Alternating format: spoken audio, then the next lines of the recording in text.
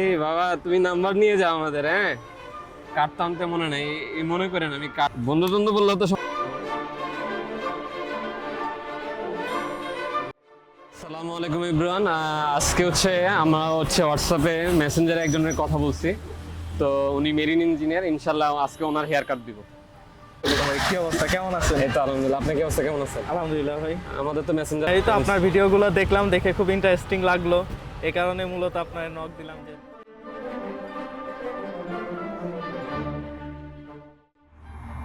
ভাই আপনার নাম কি? মোহাম্মদ রাকিবুল হাসান সৌরভ। রাকিবুল ইসলাম না?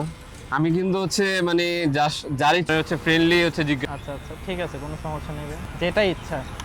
যেহেতু আমরা প্রায় অলমোস্ট সেম বেসেরই, সেম এজেরই, ওইটাই পারে। আচ্ছা, আপনার বয়স কত এখন? বর্তমানে 26 চলছে। আমি বর্তমানে আপনার পেশা? মেরিন ইঞ্জিনিয়ার হিসেবে কর্মরত আছি। মেরিন ইঞ্জিনিয়ার, মাশাআল্লাহ, অনেক ভালো। বিয়ে শাদী করছেন না? হ্যাঁ, আমি বিয়ে শাদী করেছি, আমার 1 বছরের একটা মেয়ে আছে। মাশাআল্লাহ মাশাআল্লাহ। আচ্ছা, এই আপনার যে চাকরি করেন মানে জাহাজে, কত সময় ধরে মানে ছুটি নিয়ে যান, বাসা থেকে ছুটি নিয়ে যান অফিসিয়ালি আপনার জাহাজে? আমাদের এগুলো মূলত প্রাইভেট জব। হ্যাঁ। তো আমরা যখন কোনো কোম্পানি থেকে যাই বা এই করে, আমাদের সেগুলো কন্ট্রাক্ট বেসিস থাকে। 6 থেকে 9 মাসের একটা কন্ট্রাক্ট করা থাকে বিভিন্ন কোম্পানিতে। আচ্ছা, তো সেই কন্ট্রাক্টের বেসিসে মূলত আমরা জাহাজে অনবোর্ড হই। ও, আপনার মানে ওখানে তো আপনার অনেক দিন থাকতে হয়, এই ক্ষেত্রে আপনাদের খাবার দাবার কেমন?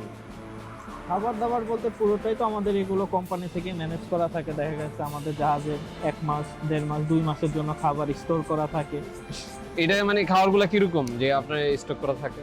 এটা ভ্যারাইটিস, ডিপেন্ড করে আপনি কোন রিজিয়নে আছেন, আচ্ছা আচ্ছা, জাহাজের ক্রু কোন দেশি, এরকম এগুলোর উপর খাবারের ভ্যারাইটিস ডিপেন্ড করে আর কি।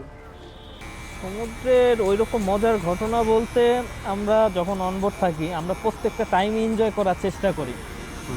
কারণ যেহেতু পরিবার থেকে দূরে থাকি, একটা আচ্ছা, লং টার্ম ধরে দূরে থাকতে হয়, একাকিত্ব থাকে। তো আমরা যদি স্পেসিফিকভাবে এনজয় করতে যাই, আমরা আসলে চাকরি করতে পারবো না। তাই প্রত্যেকটা সময়, প্রত্যেকটা সেকেন্ড আমরা এনজয় করার চেষ্টা করি। ঠিক আছে ভাই। আচ্ছা, এমনিতে কোনো না কোনো জলদস্যুর ইয়াতে পড়ছেন কিনা কখনো? না, আমরা এখনো পড়ি নাই, তবে এটা দোয়া থাকে যেন কেউই এই ঘটনার সম্মুখীন না হোক। কারণ এটার ভিতর দিয়ে আসলে ওইটা বলতে পারে যে ওই সময়টা কেমন যায়, কিভাবে স্পেসিফিকভাবে আপনাকে কোথায় অ্যাটাক করবে বা এগুলো আমাদের জন্য সবচেয়ে কমন। এটা যদি একটু ডিটেইলস বলতেন যে সমুদ্র উত্তাল, তার মানে এই না যে আমাদের ওইখানে জীবন থমকে দাঁড়াবে বা আমরা কোনো কিছু আর করব না, সবাই রেস্টে থাকবে, এরকম কোনো অপশন নেই। সমুদ্র যতই উত্তাল থাকুক, আপনার ডেস্টিনেশনে আপনাকে যেতেই হবে। আচ্ছা স্যার। তো এটার আবার একটা বড় সমস্যা সি সিকনেস। তো এটা আমাদের সবচেয়ে বড় একটা চ্যালেঞ্জিং বিষয়। দেখা গেছে যে আপনি যতই অসুস্থ থাকুন বা যতই আপনাকে মোশন ধরুক, আপনাকে আপনার জব কন্টিনিউ করতে হবে। এটা আসলে কিছু করার নেই, এটার সাথে মানায় নিতে হবে। আচ্ছা, তো ওখানে কি আপনারা ওই সমুদ্রের মাঝখানে কি মাছ টাছ নিজেরাই ধরেন, না আগে থেকে খাওয়া দাওয়া থাকে ওগুলোই খান, না ওখানে মাছ ধরার সুযোগ থাকে ধরেন? মাছ ধরা বলতে আমাদের তো সব খাবার আগে থেকেই নেওয়া থাকে, মাছ, মাংস, সবজি, ফ্রুটস, সব কিছুই থাকে। এখন মাছ ধরা এটা আমাদের ওয়ান কাইন্ড অফ ফ্রি টাইমে আমরা বিনোদনের পার্ট হিসাবে নেই। যখন ফ্যামিলির কথা যখন মনে পড়ে তখন কিভাবে যোগাযোগ করেন?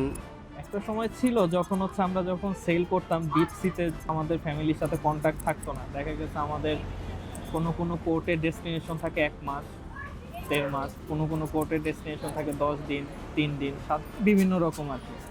তো আগে যখন ডিপ সিতে যেতাম তখন হয়তো কমিউনিকেশন থাকতো না। আমরা পোর্ট থেকে বেরো দিতাম যে আমরা অমুক দেশে যাচ্ছি বা অমুক পোর্টে যাচ্ছি, আমার ওখানে যেতে এই কয়দিন লাগবে, আমি ওখানে গিয়ে আবার তোমাদের সাথে যোগাযোগ করব। তো বর্তমানে ইন্টারন্যাশনাল মেরিটাইম অর্গানাইজেশন থেকে প্রত্যেকটা মাদার ভেসেলে আপনার স্যাটেলাইট ইন্টারনেট সিস্টেম করে দিছে। এখন আমি যেখানেই থাকি 24 ঘন্টা ফ্যামিলির সাথে কানেক্টেড থাকা যায় আর কি। এরকম সুবিধা আছে আমাদের হোয়াটসঅ্যাপে, ফেসবুকে, এই মতো যেখানেই থাকুন আপনি এই সুবিধাটা পাবেন ফ্যামিলির সাথে কথা বলার। তো এখন আর ওই ফ্যামিলির থেকে যে লং টার্ম একটা ডিসকানেক্ট থাকা বা থাকা, ওইটা এখন আর নর্মালি হয় না। বা মেরিন ইঞ্জিনে আপনার স্যালারি কিরকম হয়?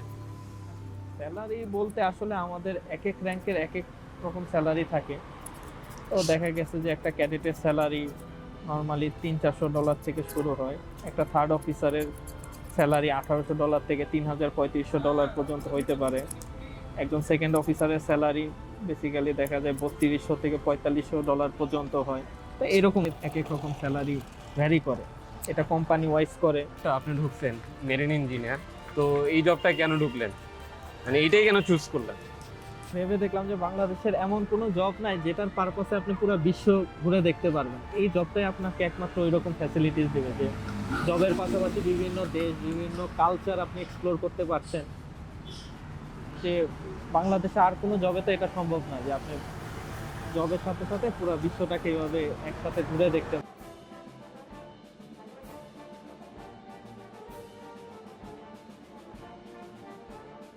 আজকে তো আপনার চুলটা কাটলাম, কিরকম লাগতেছে আপনার কাছে?